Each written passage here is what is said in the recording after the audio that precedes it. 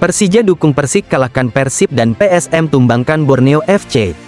Pekan ke-16 Super League 2025-2026 menjadi titik krusial dalam persaingan papan atas. Situasi klasemen yang rapat membuat setiap hasil laga lain ikut menentukan arah perburuan posisi puncak.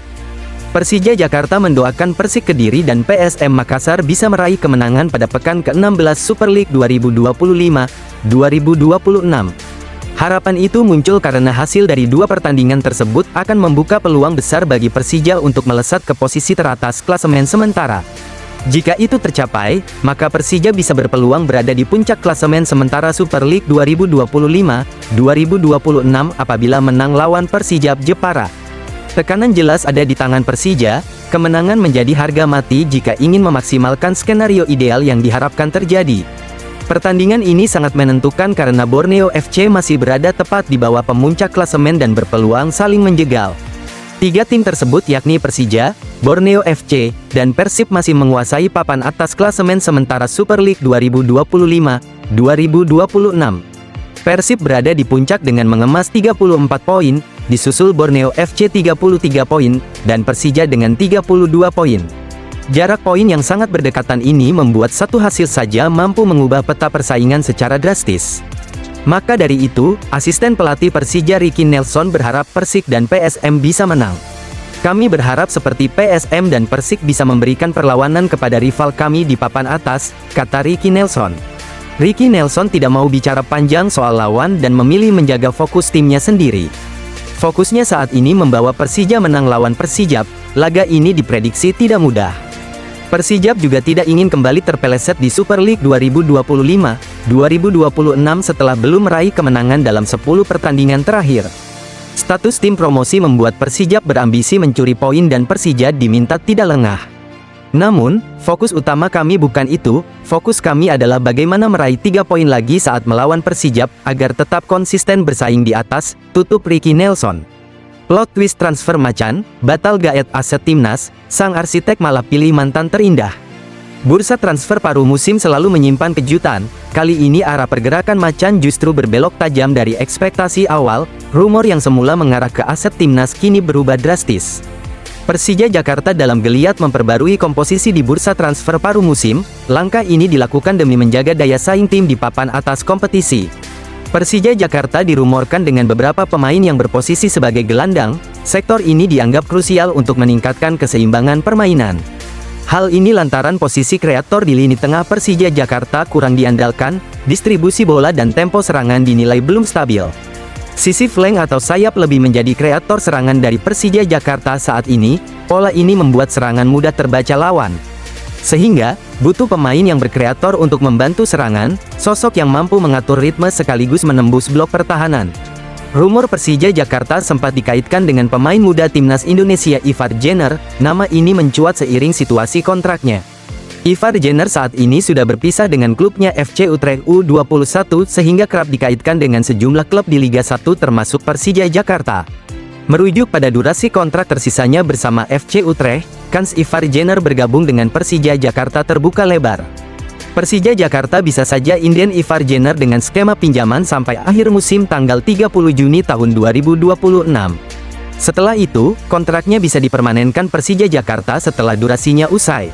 Atau, skema tebus kontrak bisa saja digelontorkan Persija Jakarta mengingat market value Ivar Jenner yang terbilang masih terjangkau yakni 5,21 M. Namun, rumor mendatangkan Ivar Jenner semakin menguap terlebih kedatangan rumor baru yakni Hugo Gomez atau Jaja.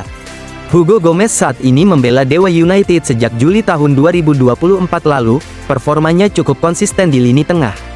Jaja memiliki nilai market 6,52 miliar atau lebih mahal dibanding Ivar Jenner. Rumor kedatangan Hugo Gomez dituliskan oleh akun Instagram @footballpusat, Senin, tanggal 29 Desember tahun 2025. Indikasinya lebih condong ke Hugo Gomez. Pasalnya sang pemain adalah mantan anak asuh pelatih Persija Jakarta Mauricio Souza. Hugo Gomez dan Mauricio Souza sempat bersama saat di Madura United. Chemistry keduanya sudah teruji. Besar kemungkinan Mauricio ingin kembali membawa anak asuhnya itu. Bersama di Madura United, Jaja telah diberikan kepercayaan dalam 29 laga bersama. Total 2.514 menit bermain dengan 8 gol dan 7 assist, catatan ini memperkuat sinyal bahwa sang arsitek lebih percaya sosok yang sudah dikenalnya. Makin berkelas, JIS adopsi teknologi Singapura, siapkan pabrik rumput khusus buat homebase Persija. Langkah besar kembali disiapkan Stadion Kebanggaan Jakarta, JIS kini bergerak lebih serius demi satu tujuan utama, menjadi rumah sejati bagi Persija di level tertinggi kompetisi nasional. Jakarta International Stadium atau JIS sedang menyiapkan strategi jangka panjang agar stadion megah ini benar-benar siap menjadi markas permanen Persija Jakarta tanpa kompromi kualitas lapangan. Salah satu fokus utama yang kini digarap adalah pembangunan fasilitas pembibitan rumput atau nursery mandiri, sebuah terobosan yang jarang dimiliki stadion di Indonesia. Langkah ini diambil untuk menjawab masalah klasik, kerusakan rumput akibat padatnya agenda konser musik berskala internasional yang kerap digelar di JIS. Dengan memiliki kebun rumput sendiri, pengelola JIS bisa lebih fleksibel dalam mengatur pergantian antara event hiburan dan pertandingan sepak bola tanpa mengorbankan kualitas. Kami berencana membangun beberapa nursery seperti yang diterapkan di National Stadium Singapura. Mereka punya 4 nursery seukuran lapangan sepak bola utama, ungkapnya. Sinta Syamsul Arif menjelaskan bahwa keberadaan fasilitas ini akan memangkas waktu perawatan rumput secara signifikan dan membuat proses penggantian jauh lebih efisien. Target yang dipasang pun tidak main-main.